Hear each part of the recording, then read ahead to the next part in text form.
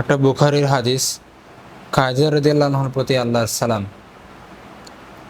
আবু হুরায়রা রাদিয়াল্লাহু আনহু থেকে বর্ণিত, তিনি বলেন, একবার জিবরাইল আলাইহিস সালাম রাসূলুল্লাহ সাল্লাল্লাহু আলাইহি ওয়াসাল্লামের নিকট আসলেন। এই সময় তিনি বললেন, হে আল্লাহর রাসূল, ওই যে পাত্রে করে তরকারি বা আহারের জিনিস নিয়ে খাদিজা আসছেন, তিনি আপনার নিকট পৌঁছলে তার প্রভুর পক্ষ থেকে ও আমার পক্ষ থেকে সালাম পৌঁছাবেন, আর তাঁকে জান্নাতে মণিমুক্তা খচিত একটি প্রাসাদের সুসংবাদ দিন। সেখানে কোনো শোরগোল থাকবে না, আর কষ্ট ক্লেশও থাকবে না।